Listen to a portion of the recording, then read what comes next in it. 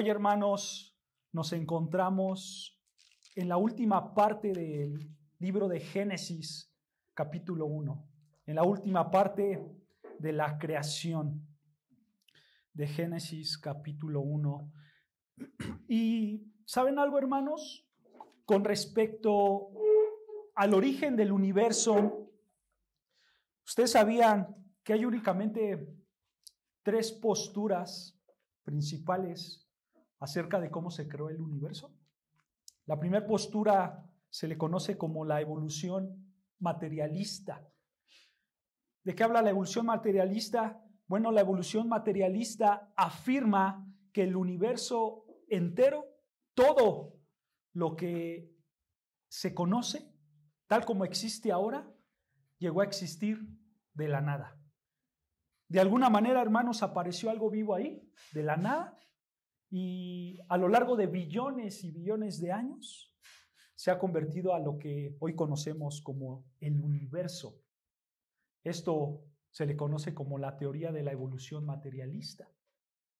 La segunda postura, hermanos, se le conoce como la evolución teísta. La evolución teísta. Teísta se refiere a Dios, ¿ok?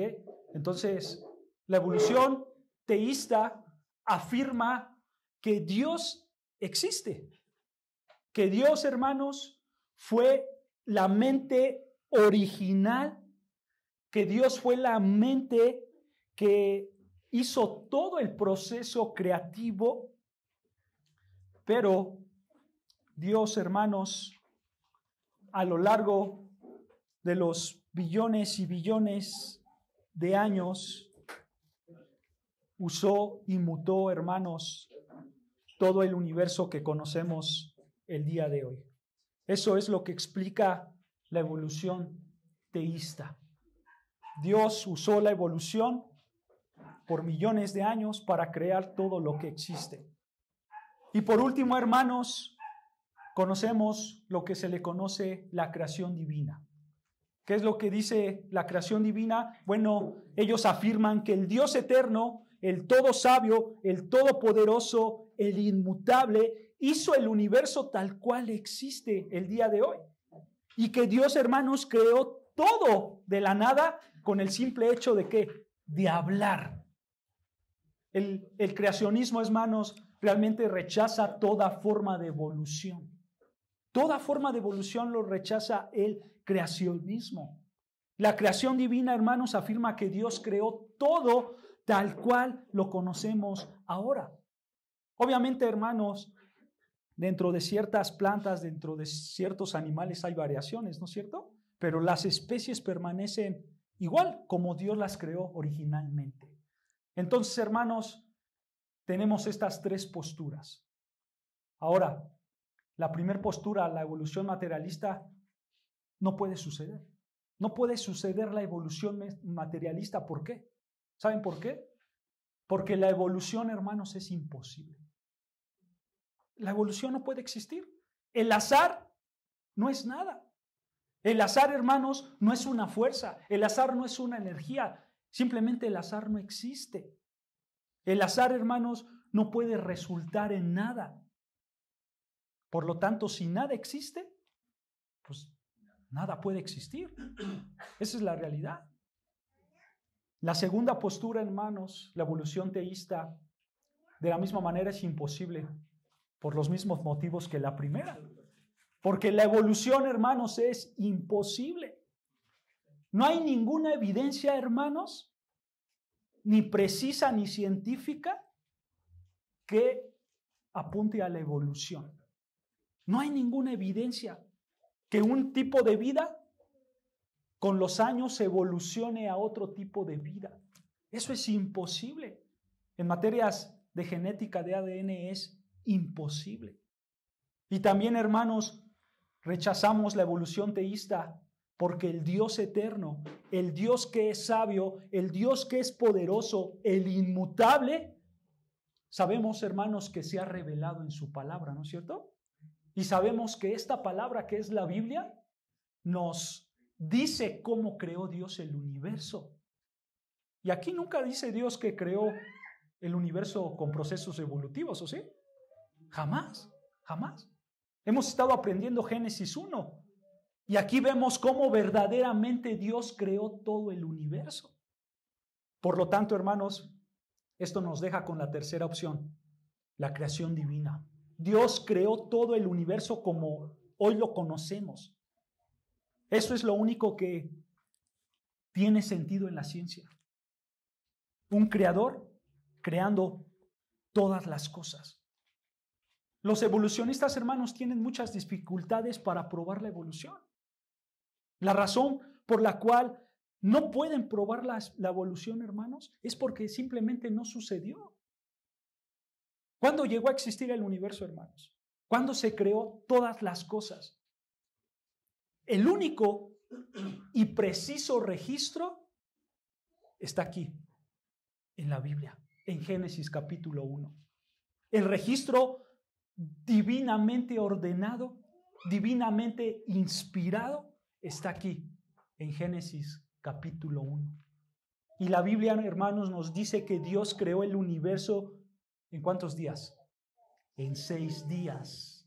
6 días solares, o sea, 6 días de 24 horas.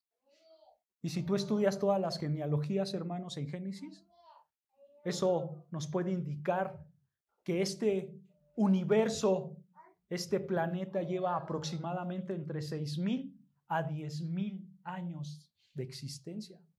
No billones, sino miles, de 6,000 a 10,000 años. Y eso es todo, hermanos, porque esto es lo que dice la palabra de Dios. Esto es inspirado, esto es inerrante, esto es inconfundible, esto es aceptable para todos. ¿Por qué? Porque es palabra de Dios.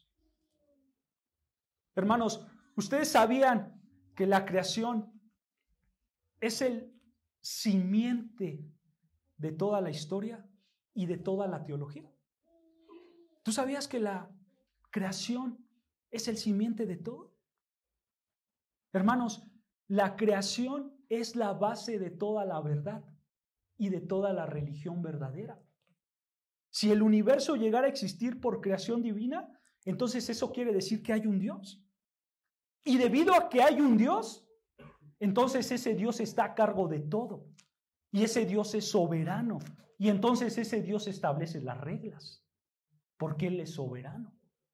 Porque Él es Dios. Y entonces todo es establecido como el cimiento en la creación. Porque este Dios creó la creación y Él creó sus reglas y Él creó sus mandatos. Hermanos, el cristianismo no comienza aceptando al Señor Jesucristo como Salvador. ¿Sabías eso? El cristianismo, hermanos, comienza aceptando a Dios como el Creador. Y ese es el problema que tenemos el día de hoy en el siglo XXI, hermanos. El problema que tenemos es que en este mundo posmoderno, hermanos, la gente no rechaza a Jesucristo. La gente rechaza a un Dios creador. Y la gente dice, no existe un Dios creador, porque todo evolucionó, porque todo fue al azar. Y por consecuencia, pues ellos ni siquiera saben de Jesucristo. Porque en primera instancia ya rechazaron al Dios creador. ¿Se dan cuenta, hermanos? Si tú rechazas al Dios creador, tú rechazas toda la teología, tú rechazas todo el evangelio de Dios. Y por eso llegan todas las perdiciones en la humanidad, hermanos, por rechazar al Dios creador. Por otro lado, cuando tú crees que Dios es el creador, cuando tú crees que Él creó todo exactamente tal cual está revelado aquí en Génesis 1, eso, hermanos, establece la base para tu vida cristiana. Una base muy grande. Porque entonces tú comprendes y tú sabes que Dios es soberano. Tú comprendes y tú sabes que aquí está toda la verdad. Tú comprendes y tú entiendes que aquí hay toda autoridad acerca de todo lo que Dios ha creado. ¿Sabes qué es lo triste en las iglesias, hermanos? Lo triste es que las iglesias se han sumado a la evolución teísta. ¿Recuerdas qué es la evolución teísta?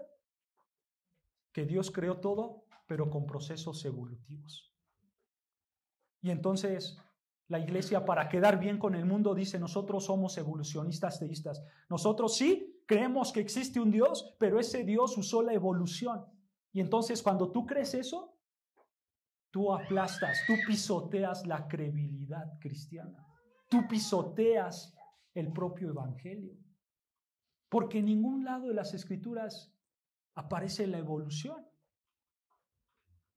Y entonces cuando tú crees en todas estas teorías falsas, entonces tú contribuyes a la pérdida humana. Tú contribuyes al pecado de la humanidad. Porque la humanidad se desconecta de un Creador santo y soberano. Esa es la realidad, hermanos. Entonces, cuando la iglesia realmente demande con seriedad que Génesis nos habla acerca de un Dios creador, de un Dios soberano, de un Dios sustentador, de un Dios consumador del universo, entonces en ese momento la Biblia y el Evangelio y Jesucristo se convertirán esencialmente en lo que son, el centro de todo. Pero tú lo debes de aceptar, hermanos. Tú debes de aceptar y debes de enseñar que Génesis 1 habla de un Dios creador y un Dios supremo, porque revela a Dios y revela sus mandamientos y revela sus leyes y revela sus promesas y revela sus propósitos y revela su salvación. Y entonces ahí encontramos una buena teología acerca del Evangelio de Jesucristo. Hermanos, tenemos una responsabilidad muy grande, ¿no es cierto? Así que vamos a predicar verdaderamente cómo se creó el universo y todas las cosas. Ya hemos estudiado Génesis 1 y hoy nos encontramos en la parte final, hermanos. Y en pocas palabras, dando un resumen, ¿qué enseña Génesis 1, hermanos? Fácil. Génesis 1:1, ¿qué dice, hermanos? Acompáñame a Génesis 1, versículo 1. Génesis 1, versículo 1, ¿qué dice? Escucha: en el principio creó Dios los cielos y la tierra. Este es el resumen, hermanos, de todo Génesis 1. En el principio creó Dios los cielos y la tierra. Esto, hermanos, es todo lo que tú debes de saber. Todo lo que existe en los cielos y todo lo que existe en la tierra fue creado por Dios, punto. Y desde el versículo 2, hermanos, hasta el versículo 31, se nos detalla el resumen del versículo 1. Se nos detalla cómo fue que ese Dios creó los cielos y la tierra. Y entonces, hermanos, nosotros hemos aprendido que en el día 1 Dios creó la luz, ¿no es cierto? Junto con todo el material para el resto de su creación. En el día 2, Dios creó los mares y los cielos. En el día 3, Dios creó la tierra y las plantas. En el día 4, creó las lumbreras, ¿no es cierto? El sol, la luna y las estrellas. En el día 5, el Señor creó todas las criaturas marinas y todas las aves de los cielos. Y en el día 6, el Señor creó a todos los animales terrestres. ¿Y a quién? Y al ser humano. Su creación más grande, al ser humano. Y aquí es donde nos encontramos el día de hoy, hermanos. Así que acompáñame a Génesis 1, versículo 26. Vean lo que dice Génesis 1, versículo 26, que dice: entonces dijo Dios: hagamos al hombre a nuestra imagen, conforme a nuestra semejanza, y señoreen los peces del mar, en las aves de los cielos, en las bestias, en toda la tierra y en todo animal que se arrastra sobre la tierra. Y creó Dios al hombre a su imagen, a imagen de Dios lo creó, varón y hembra los creó. Versículo 28, y los bendijo Dios y les dijo: fructificad y multiplicaos, llenad la tierra y sojuzgarla, y señorear en los peces del mar, en las aves de los cielos y en todas las bestias que se mueven sobre la tierra. Y dijo Dios: he aquí que os he dado toda planta que da semilla, que está sobre la tierra, y todo árbol en que hay fruto y que da semilla os serán para comer, y a toda bestia de la tierra y a todas las aves de los cielos y a todo lo que se arrastra sobre la tierra en que hay vida, toda planta verde le será para comer. Y fue así. Y vio Dios todo lo que había hecho, y aquí que era bueno en gran manera. Y fue la tarde y la mañana el día sexto. Ya vimos, hermanos, predicaciones pasadas a detalle del versículo 26 al versículo 27 y un poco del 28. Así que, hermanos, en esta predicación, permíteme empezar desde el versículo 28 para ir avanzando y concluir con este gran capítulo de Génesis 1. Así que vean, notan lo que dice el versículo 28, dice, y los bendijo Dios. Dios al crear al ser humano, los bendijo Dios y les dijo, escucha, fructificad y multiplicad, llenad la tierra y sojuzgarla, y señorear en los peces del mar, en las aves de los cielos y en todas las bestias que se mueven sobre la tierra. En la predicación pasada, hermanos, vimos versículo 26, que Dios creó al hombre, al ser humano, como a su imagen, a su semejanza, ¿no es cierto? ¿Qué quiere decir esto? Que los atributos comunicables de Dios, Dios se los puso al hombre, ¿ok? Dios creó al hombre como Dios es. Esa es la realidad. Y Dios le puso de sus atributos para que este ser humano pudiera ejercer esos atributos y así glorificar a Dios.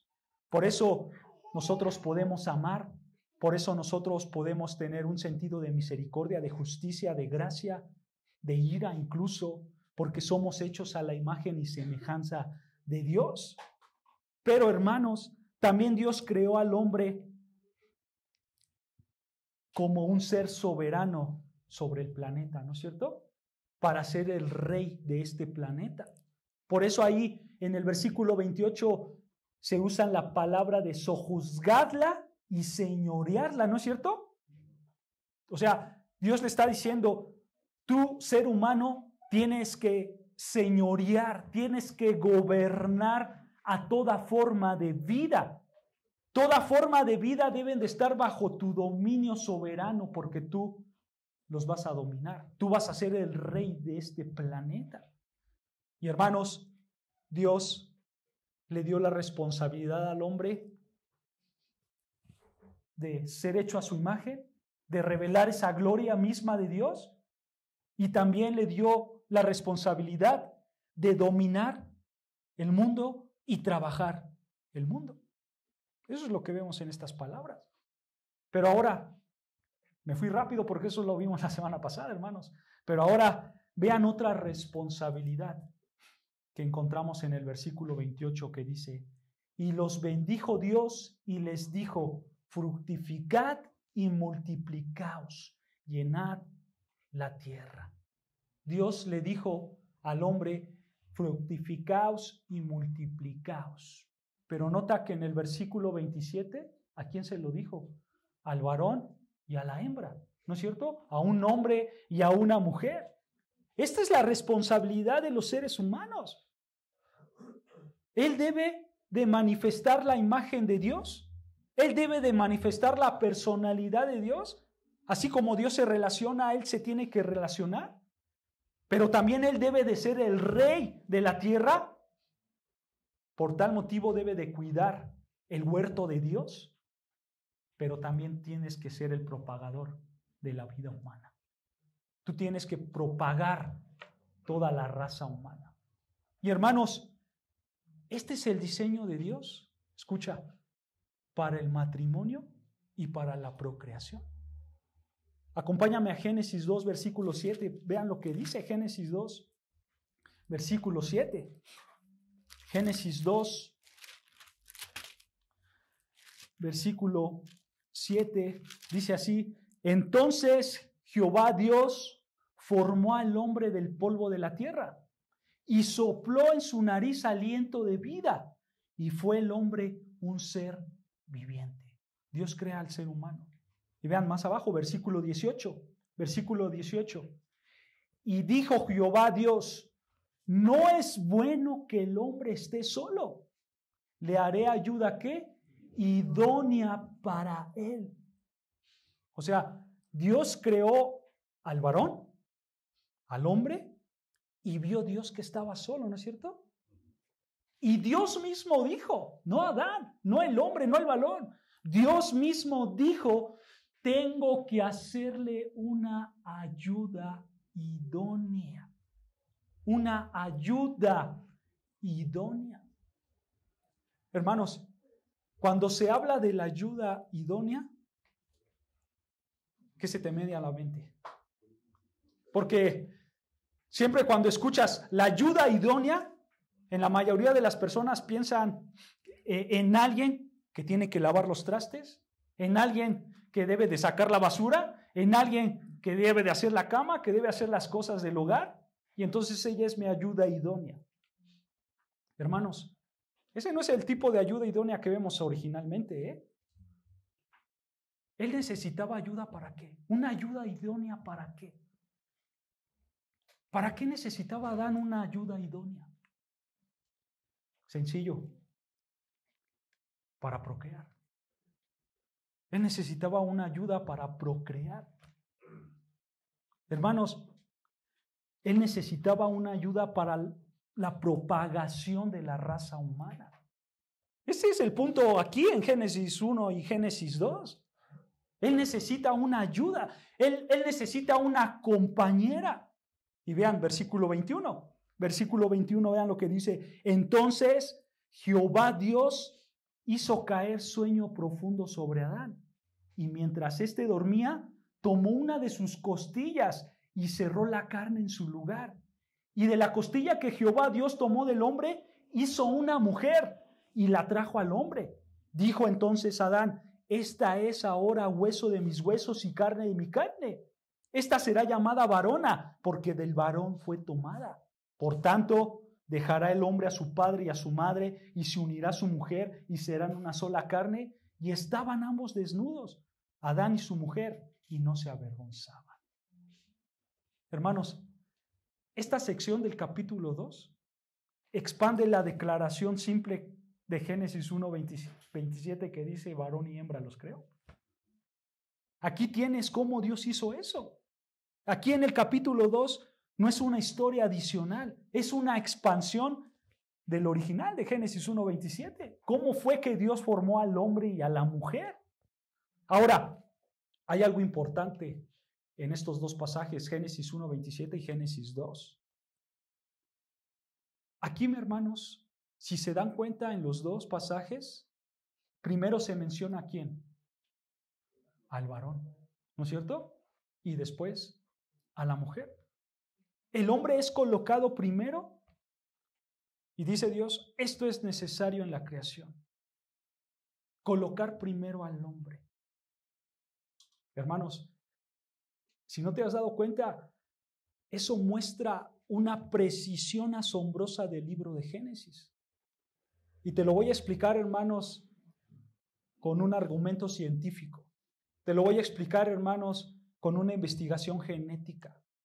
¿Por qué es importante poner primero al hombre y no a la mujer?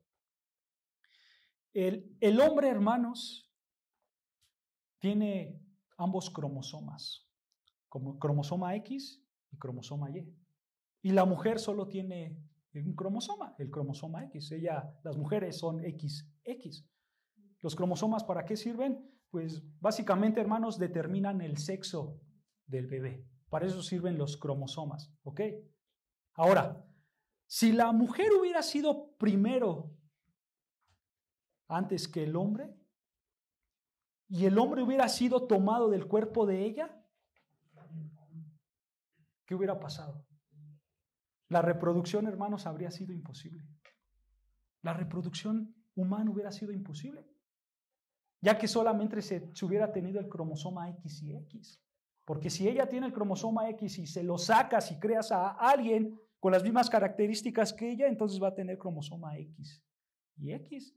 Y entonces X y X salen mujeres. Y si todas son mujeres, por ende, la reproducción es imposible.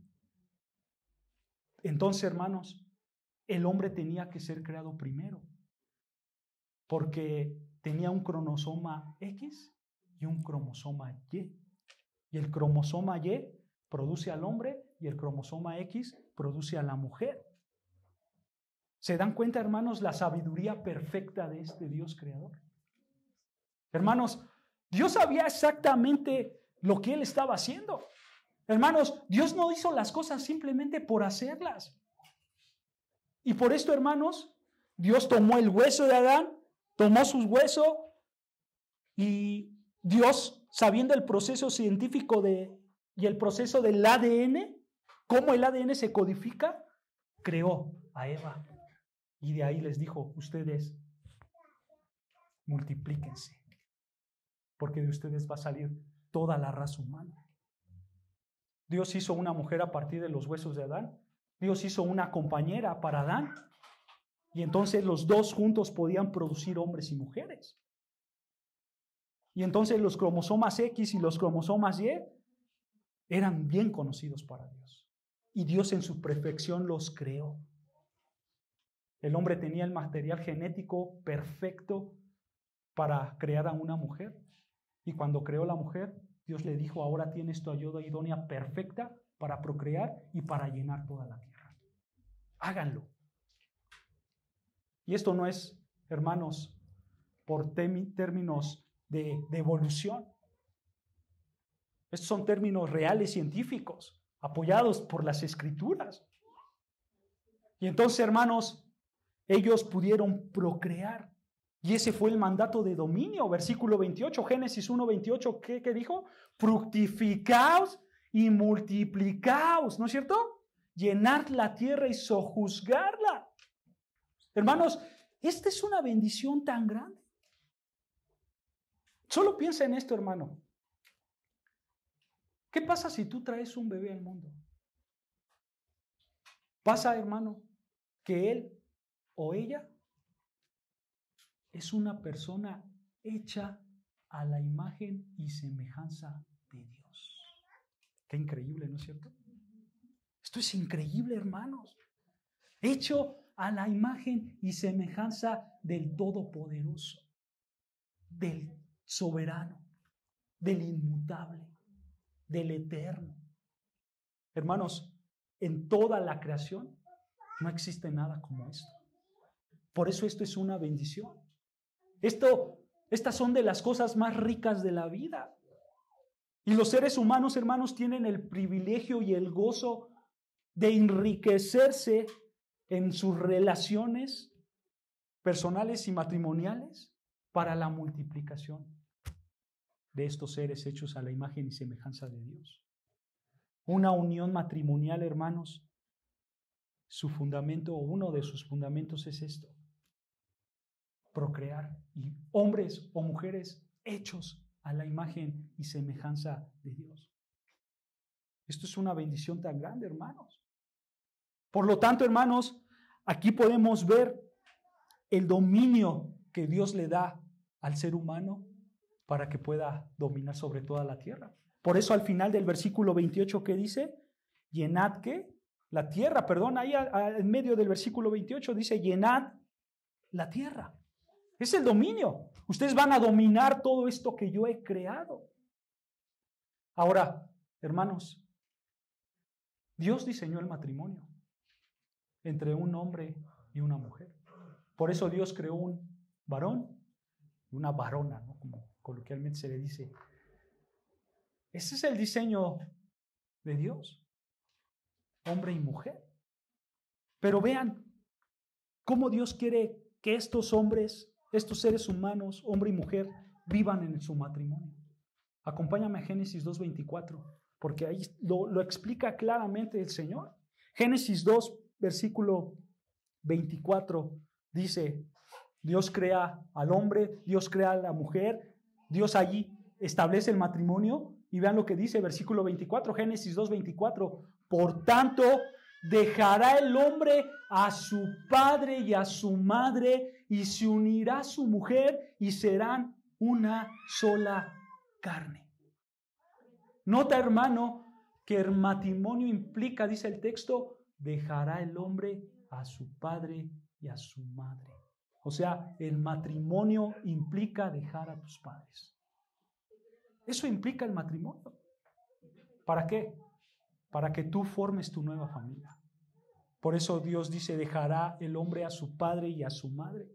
Y sabes, hermano, muchos fracasan aquí. Muchos fracasan aquí. Más en nuestra cultura mexicana, ¿no es cierto? En nuestra cultura mexicana, hermanos, fracasamos porque a nosotros nos gusta estar como muéganos, ¿no es cierto? Nos gusta estar todos unidos, todos juntos. Y por eso no me voy a ir de la casa de mis padres, porque nosotros somos una familia unida y vamos a estar todos juntos.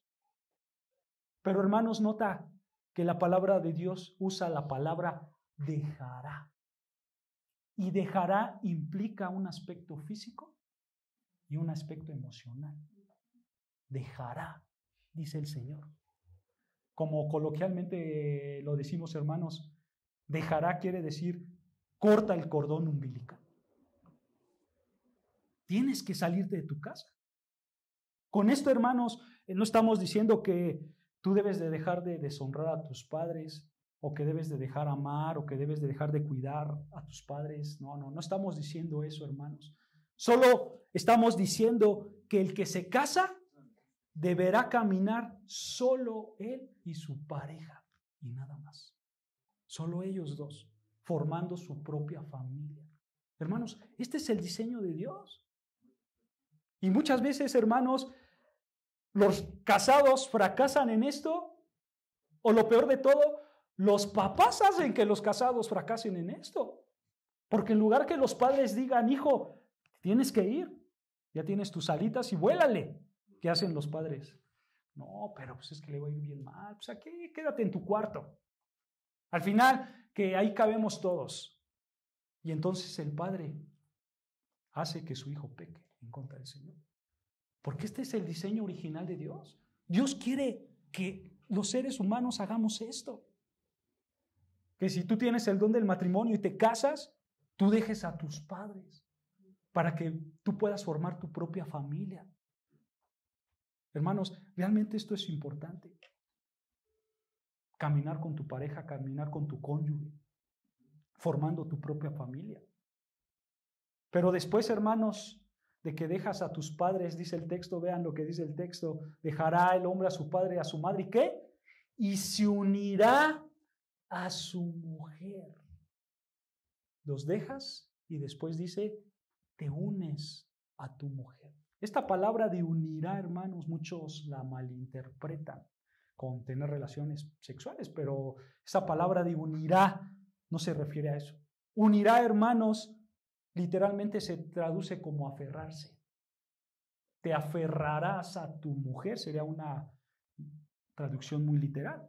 Y aquí, hermanos, está hablando, escucha, de algo sumamente importante que hoy en día se ha perdido. Aquí está hablando del pacto matrimonial. El pacto matrimonial, de una relación monógama, que es el pacto matrimonial. Un pacto mutuo entre hombre y mujer de amor y de fidelidad. ¿Y por qué digo que aquí muchos fracasan? Porque hoy en día, hermanos, los matrimonios ya no se quieren casar. Más bien, las parejas ya no se quieren casar. Las parejas, hermanos, ya no quieren hacer este pacto matrimonial. ¿Y cuál es su pretexto? Pues ¿para qué firmo un papelito? Su papelito es un papelito, ¿no es cierto? ¿Y para qué lo firmo? Hermanos, tú tienes que hacer un pacto matrimonial. Y aquí, hermanos, el pacto matrimonial tú lo haces cuando te casas por el civil. Cuando una persona es casada por el civil, en ese instante él hace el pacto matrimonial.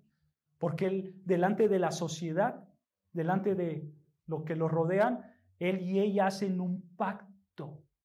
Y en ese instante ellos se aferran a ellos mismos. Ellos se unen a su cónyuge. Por eso es importante casarse. Porque Dios quiere que tú hagas un pacto. No es tanto por el papel, hermanos. Dios sabe que el papel es un papel y nada más. Lo que importa es el pacto que tú haces, tu palabra de decir yo te voy a amar en las buenas y en las malas. porque el pacto es un pacto de amor y un pacto de fidelidad. Y por eso Dios dice, dejarás a tus padres y te unirás, te aferrarás a tu mujer. O sea, harás un pacto matrimonial con él y con ella. ¿Se dan cuenta, hermanos? Ahora, sigue avanzando el texto y nos da más de acerca del matrimonio. Nota la frase, sigue diciendo, y se unirá a su mujer, ¿y qué? Y serán una sola carne. Esta frase de una sola carne, hermanos, podría significar que tienen intimidad sexual, ¿sí? También podría significar que ellos, hermanos, piensan de manera semejante, de manera igual, que hacen las cosas juntos. Pero ¿sabes algo, hermanos?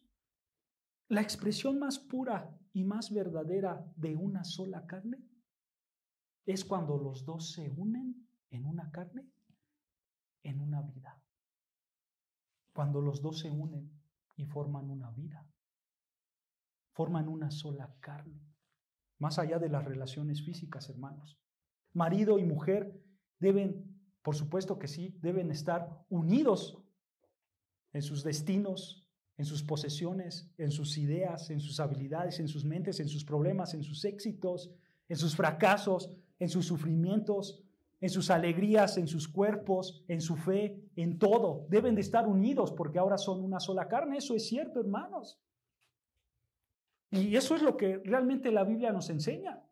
Debes de estar unidos y ahora ustedes son una sola carne. Vean lo que dice 1 Corintios 7, versículo 4. Vean lo que dice 1 Corintios 7, versículo 4. 1 Corintios capítulo 7, versículo 4.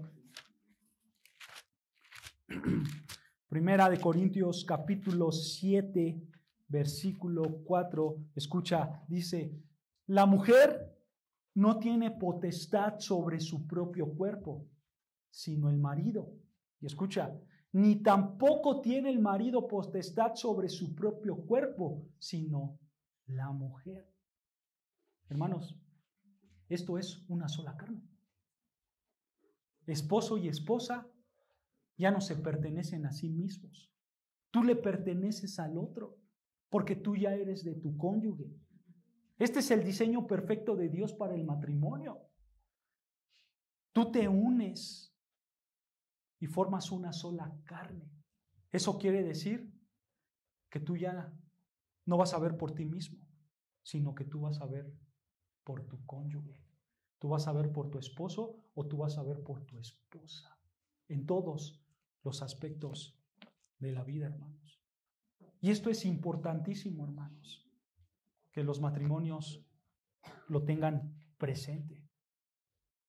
Porque, hermanos, muchas veces en los matrimonios las personas piensan que todo es como ellos quieren. Y por eso hay divorcios. Porque las cosas no se hacen como yo quiero que se hagan. ¿No es cierto? Como coloquialmente dicen, me subo a mi caballo. Y para que me bajes de ahí es complicado. Y entonces las relaciones se rompen. Los matrimonios fracasan. Porque ellos no entienden esto. Ellos no entienden que son una sola carne. Ellos no entienden que tú ya no te perteneces a ti. Que tu cuerpo ya no es tuyo, sino que es de tu mujer. Y viceversa. Y entonces tú debes de dar todo para con tu cónyuge. Y entonces Dios empieza a bendecir ese matrimonio. Nota, hermano, este es el diseño perfecto de Dios para el matrimonio.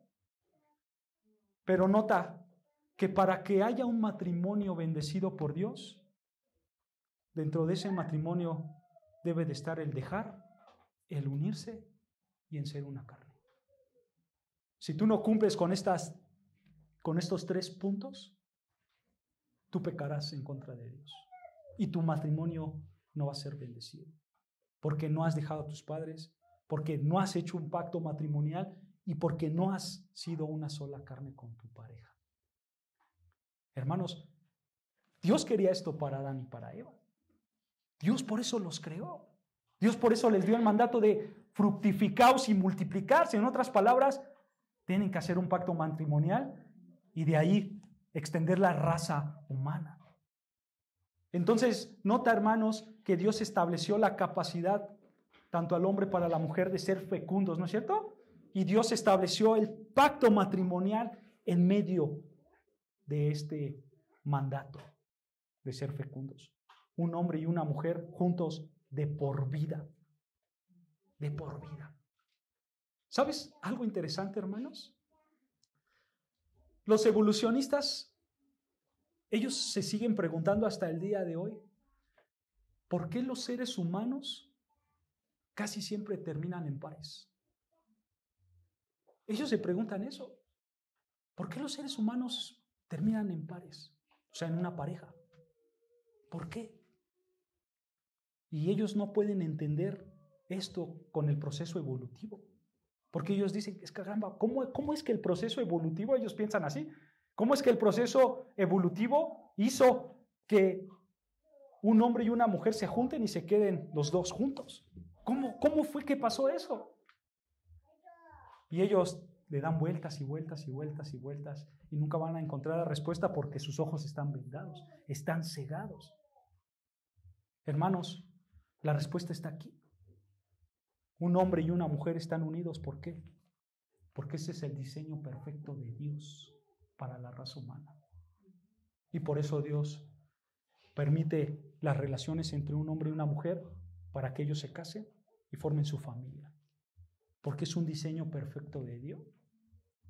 Entonces, nota, hermano, que el ser humano es creado a la imagen de Dios, ¿no es cierto? Él es creado para ser el rey de toda esta tierra y Él es creado para ser el propagador de la vida y de la raza humana. Pero vean también para qué fue creado el ser humano. Lo dice el versículo 28. Vean, Génesis capítulo 1, versículo 28. Regresamos a Génesis capítulo 1, versículo 28. Nota, dice, y los bendijo Dios. Ahí está. El ser humano, hermanos, fue creado para ser el destinatario del gozo. Por eso Dios los bendijo. O sea, en otras palabras, hermanos, simplemente Dios quería que alguien fuera bendecido y creó al ser humano y los bendijo. ¿Cómo los bendijo, hermanos? Bueno, los bendijo con dominio, ¿no es cierto? Los bendijo con una imagen divina, ¿no es cierto? Con una imagen eterna, ¿no es cierto? Los bendijo con la capacidad de tener relaciones personales entre ellos, ¿no es cierto? Los bendijo con personalidad propia, ¿no es cierto? Los bendijo con la habilidad de comprender la creación en la cual ellos estaban paradas, ¿no es cierto? Los bendijo con la capacidad de agarrar esta creación y trabajarla. Los bendijo con la capacidad de reproducirse a sí mismos y crear a seres hechos igual a la imagen de Dios. Y Dios los empezó a bendecir. Y vean de qué otra manera Dios los bendijo. Versículo 29. Versículo 29 dice, y dijo Dios, he aquí que os he dado toda planta que da semilla, que está sobre la tierra, y todo árbol que hay fruto y que da semilla, os serán para comer. Dios los bendijo con alimento en abundancia.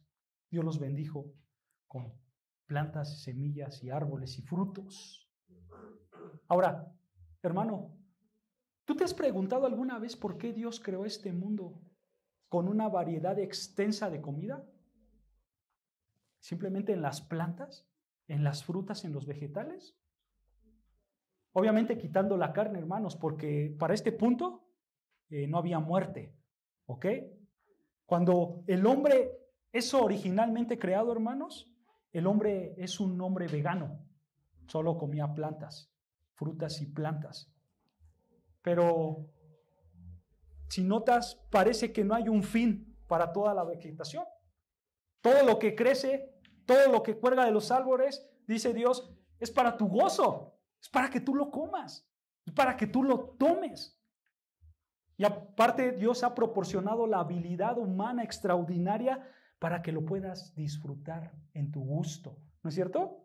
Y aparte, Dios te ha dado la capacidad para que puedas oler y así puedas disfrutar lo que comas. ¿No es cierto, hermanos? Eso es algo grandioso, hermanos. Así Dios está bendiciendo a Adán y a Eva, y así Dios está bendiciendo a la raza humana. Primero hueles, te gusta, después lo comes y lo disfrutas, ¿no es cierto? Todo esto es bendición de Dios, para que ellos literalmente disfrutaran de las cosechas inmensas que Dios había provisto para ellos. Y ellos eran bendecidos en eso. Entonces, en un principio, hermanos, nota que Adán y Eva eran vegetarianos.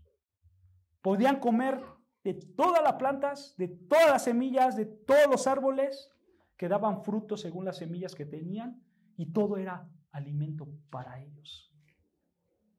Pero vean también versículo 30. Versículo 30 dice: y a toda bestia de la tierra, y a todas las aves de los cielos, y a todo lo que se arrastra sobre la tierra en que hay vida, toda planta verde le será para comer. Y fue así. Alguna vez, hermanos, platicando con alguien me dijo: Adán y Eva no eran vegetarianos, ya que dice Génesis 1, 29 y 30 que ellos podían comer los animales. Y me leyó este pasaje, hermanos. Pero, ¿qué creen, hermanos? ¿Lo leyó mal? ¿Lo leyó mal? Porque si tú lees el versículo 29 y el versículo 30 de corrido, pudiera parecer que Dios le dice a Adán que coma plantas, que coma fruta y que coma animales, ya que en el versículo 30 dice: y a toda bestia de la tierra, ¿no? Pudiera parecer, hermanos, que Dios le está diciendo a Adán y a Eva que coma también animales, pero esto no puede ser. No puede ser, ¿por qué? ¿Por qué Adán y Eva no podían comer animales en esa época, hermanos? Simple, porque la muerte no existía. La muerte no existía. O sea, el pecado no había entrado.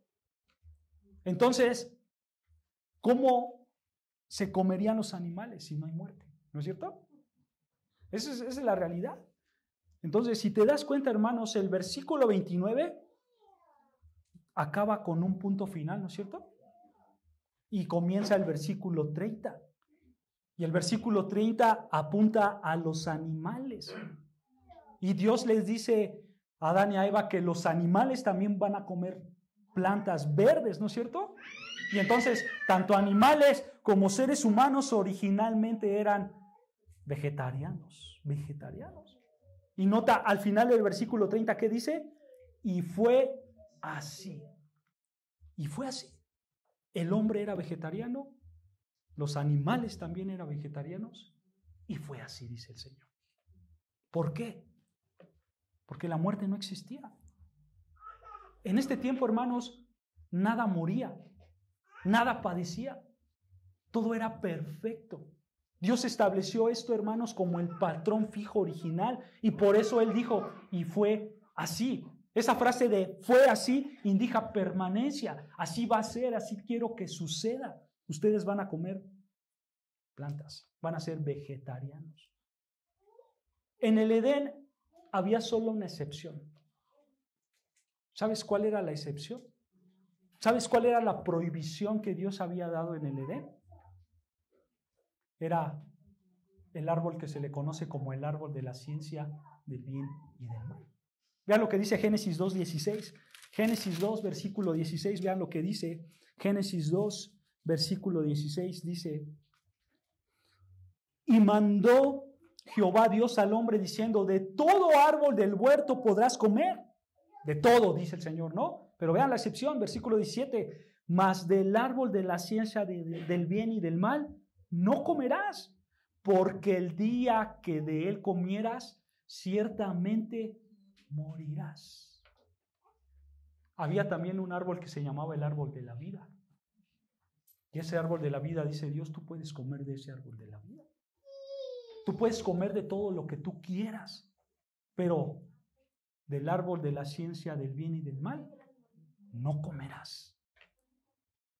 Comer de lo que estaba prohibido, hermanos, iba a arruinar el diseño original. Iba a producir muerte. Y esta es la triste historia, ¿no es cierto? Todos la saben. ¿Qué pasó? pasó exactamente lo que no tenía que pasar. ¿No es cierto? En el capítulo 3 nos cuenta esta terrible historia. No sabemos en cuánto tiempo pasó, no sabemos si fueron meses, semanas, años, décadas, días, no lo sabemos, pero lo que sí sabemos es que llegó ese tiempo. Cuando Eva fue engañada por la serpiente le mintió, ella creyó la mentira y desobedecieron a Dios, ¿no es cierto? Y después Adán deliberadamente desobedece a Dios y come de esta fruta prohibida, y a partir de ahí, hermanos, todo cambia. Todo ya no vuelve a ser igual, porque el pecado trae consecuencias, ¿no es cierto? Y fueron consecuencias muy grandes para la raza humana. Y vean lo que dice Génesis 3:17. Génesis 3, versículo 17, vean lo que dice. Génesis 3, versículo 17 dice: y al hombre dijo: por cuanto obedeciste la voz de tu mujer y comiste del árbol que te mandé diciendo, no comerás de él. Escucha, maldita será la tierra por tu causa. Con dolor comerás de ella todos los días de tu vida. Espinos y cardos te producirá. Y escucha, y comerás plantas del campo. Con el sudor de tu rostro comerás el pan hasta que vuelvas a la tierra. Porque de ella fuiste tomada, pues polvo eres y al polvo volverás. En pocas palabras le está diciendo a Adán: la raza humana va a tener un desafío en su vida. Se le va a complicar las cosas. Vas a tener que trabajar duro para comer esa vegetación que era gratis, esa vegetación que era accesible y fácil para ti. Ahora se te hará difícil conseguirla, ¿no es cierto? Y vean versículo 21. Versículo 21. Y Jehová Dios hizo al hombre y a la mujer túnicas de pieles y los vistió. Nota, aquí está la primer muerte. Aquí está la primer muerte. Dios mató al primer animal para cubrir la desnudez de Adán y de su mujer.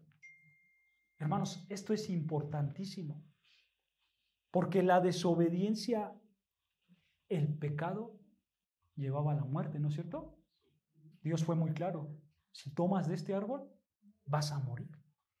Adán y Eva pecaron, pero ellos no murieron en ese instante, ¿o sí? No, ellos no murieron en ese instante. Dios, hermanos, decidió matar a un animal para cubrir la desnudez de ellos, o sea, para cubrir su pecado. Y eso nos muestra, hermanos, por supuesto, cuánto vale la vida humana más que la de un animal. Porque para Dios era fácil destruir a Adán y a Eva, ¿no es cierto? Pero Dios, como ama a la raza humana, Él dijo: voy a tomar un animal y voy a cubrir su desnudez. Pero ¿sabes algo? El sacrificio animal, hermanos, no era suficiente para quitar el pecado. No era suficiente. El sacrificio animal simplemente, hermanos, ofrecía, por así decirlo, una cobertura temporal y nada más. Y hermanos, esto nos dice que la vida humana vale más que la de los animales. Pero nota, Adán y Eva pecaron contra el Dios infinitamente santo, ¿no es cierto? Por lo tanto, se necesitaba un castigo infinitamente perfecto como Él, ¿no es cierto? Pero los animales no son infinitos, no son perfectos. Los animales no podían tomar ese castigo perfecto que demandaba el Dios perfecto. Así que estos castigos de animales, hermanos, estos sacrificios, de animales, solo eran una sombra y figura de lo que iba a venir, del Mesías, que sabemos ahora que es el Señor Jesucristo, ¿no es cierto? Porque el Señor Jesucristo, hermanos, fue un hombre sin pecado. Eso significa que fue un hombre santo y perfecto, tal cual Dios demandaba. ¿Se dan cuenta? Dios demandaba a un hombre santo y perfecto para satisfacer su justicia. Y ese hombre santo y perfecto era el Señor Jesucristo. Y por eso, hermanos, Él fue el último sacrificio perfecto. Y gracias al Señor Jesucristo hay salvación gratuita en su nombre. Y por eso dice Pablo en Efesios 5:2, vean, acompáñame a Efesios 5:2. Efesios capítulo 5, versículo 2, vean lo que dice Efesios 5, versículo 2. Efesios capítulo 5, versículo 2. Dice así la palabra de Dios. Y andad en amor, escucha, como también Cristo nos amó. ¿Y sé qué?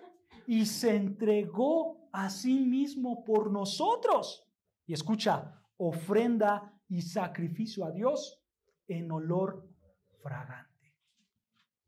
O sea, en otras palabras, Dios aceptó este sacrificio perfecto. Y si tú pones tu fe en Cristo, escucha, la muerte va a pasar sobre ti.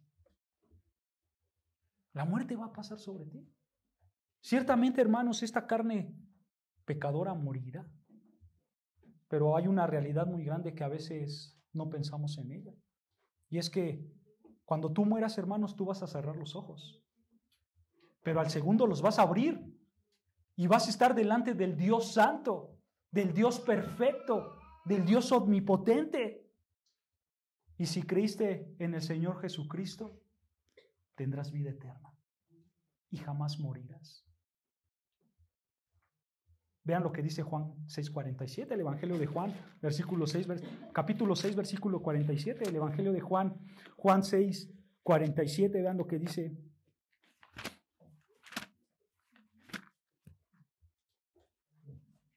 Juan 6:47 dice así la palabra de Dios: de cierto os digo, el que cree en mí, ¿qué? Tiene vida eterna. Aquí está. ¿Quieres tener vida eterna? Cree en Jesucristo. ¿Por qué? Porque Él es la ofrenda y el sacrificio perfecto.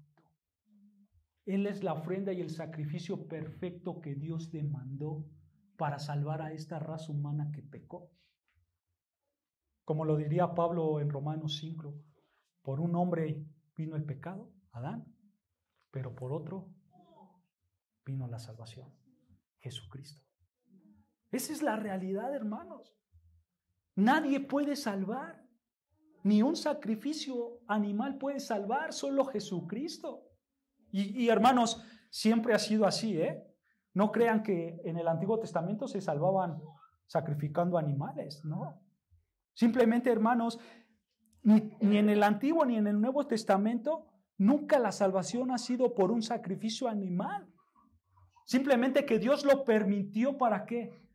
Para limpiar ese pecado del hombre. Pero eso no te salvaba. Entonces tú puedes preguntar, ¿y cómo se salvaban los hombres del Antiguo Testamento? ¿Cómo se salvaban si no era por un sacrificio animal? ¿Cómo se salvó Moisés? ¿Cómo se salvó Abraham? ¿Cómo se salvó David? ¿Cómo se salvó Salomón? ¿Cómo se salvaron todos esos hombres santos? Sara, Ruth, ¿cómo se salvaron? ¿Cómo tú te salvas? Creyendo en el Mesías, creyendo en el enviado de Dios.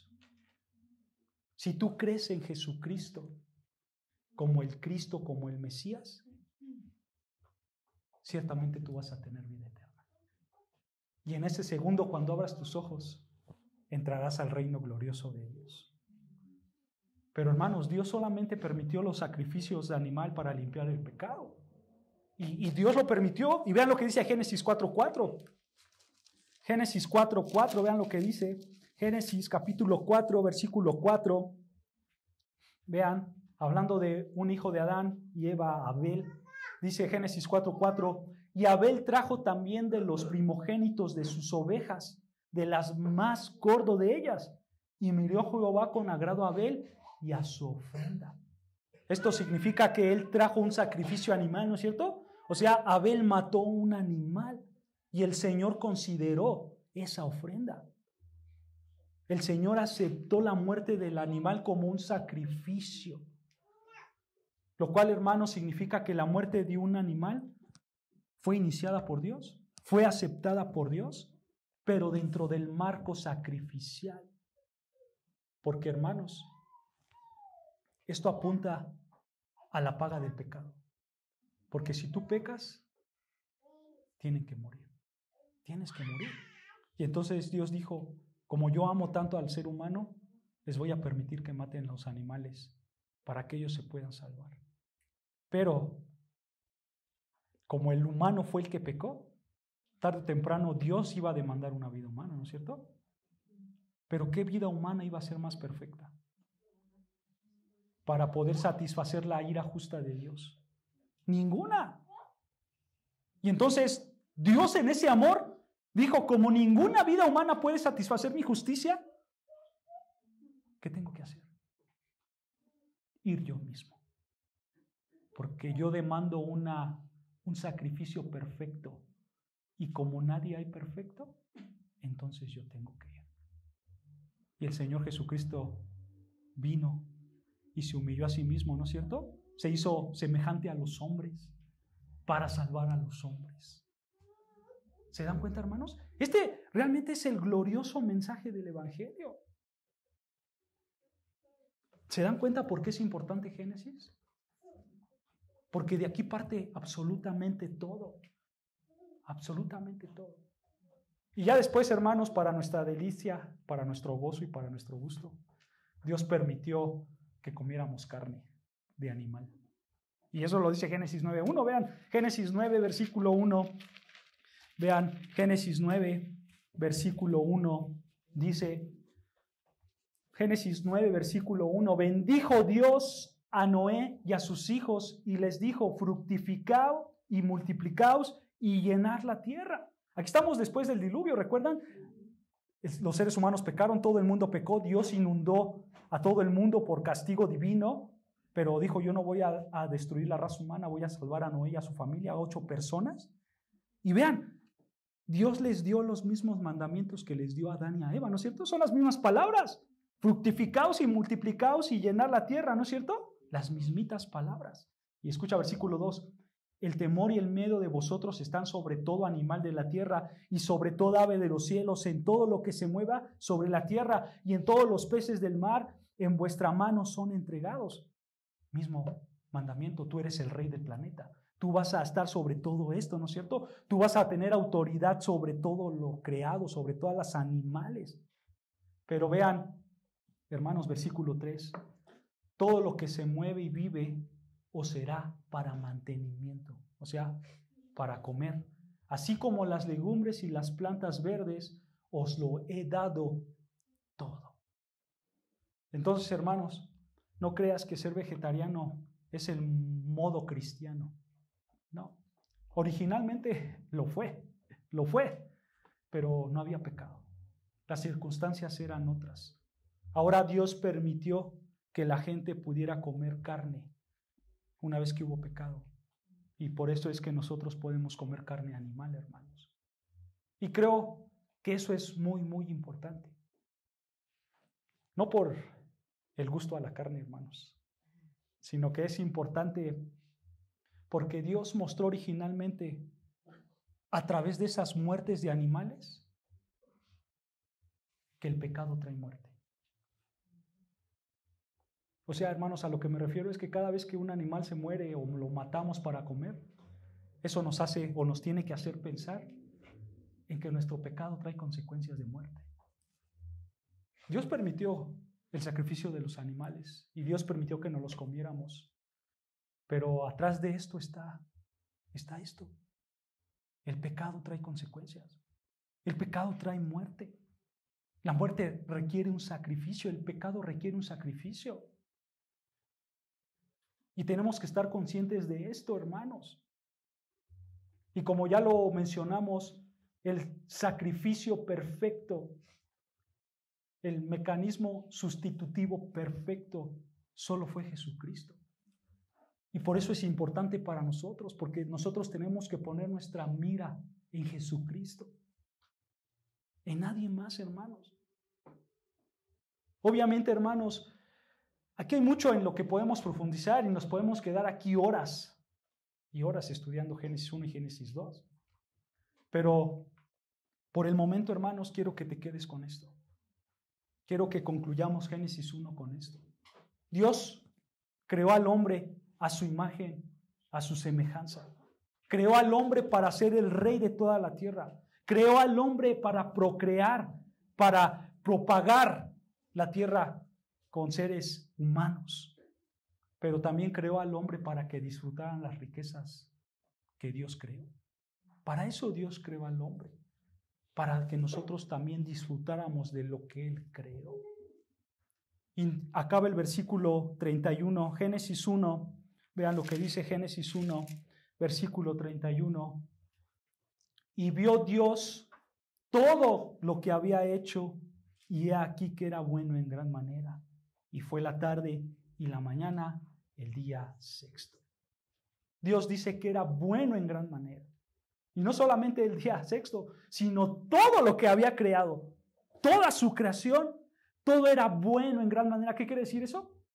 Que era perfecto, que todo funcionaba tal cual Él quiso que funcionara. ¿Por qué? Porque no había muerte, no había pecado, todo era perfecto. Las cosas no estaban mutando, las cosas no estaban muriendo y mutando por billones y billones de años, no. Cuando Dios creó todo, Dios lo creó como Él quiso que creara. Para Dios un día es un día. Y Él dijo, yo creé esto en un día y fue así. Y punto, se acabó, hermanos. Y llegamos a Génesis 2, versículo 1. Vean lo que dice Génesis 2, versículo 1, que dice, fueron pues acabados los cielos y la tierra y todo el ejército de ellos. Eso es todo. No hay más. Esta es la historia, hermanos, real. Comenzó y terminó en 32 versículos. Y vimos una descripción completa del universo, una descripción completa del perfecto diseño que Dios hizo en todo el universo. Quiero acabar con una pregunta, hermanos. ¿Tú verdaderamente crees todo lo que dice Génesis 1? ¿Tú verdaderamente crees que Dios creó todo en 6 días? ¿Con el simple hecho de hablar? ¿Con el simple hecho de decretar y de crear? ¿Tal cual lo dice Génesis? ¿Realmente lo crees? Deberías de creerlo, hermano. Porque esta es la base de todo el cristianismo. Aquí, hermanos, se ofrece la única explicación precisa que podemos encontrar de cómo comenzó todo y de cómo comenzó la raza humana. ¿Dónde se originó nuestro sentido moral? ¿Dónde se produjo el que nosotros tuviéramos una conciencia de lo bueno y de lo malo? ¿Cómo sabemos que las cosas son correctas? ¿Cómo tengo un remedio para una situación que es sin esperanza, que es mi salvación? Aquí se originó todo. Hermanos, las Escrituras no solamente son una explicación básica de las cosas, no. Las Escrituras, hermanos, son la explicación suprema de todas las cosas. ¿Sabes por qué? Porque es la palabra de Dios. Génesis 1 es la palabra de Dios. Y tenemos que aceptarla tal cual es la palabra de Dios. Y esta es nuestra base y nuestro fundamento. Y gracias a esto tenemos el Evangelio que nos salva. Y gracias a esto tú puedes ir corriendo a Cristo y pedir salvación por tu alma. Y le damos gloria a Dios porque Él es un Dios supremo. Amén. Oremos al Señor, hermanos.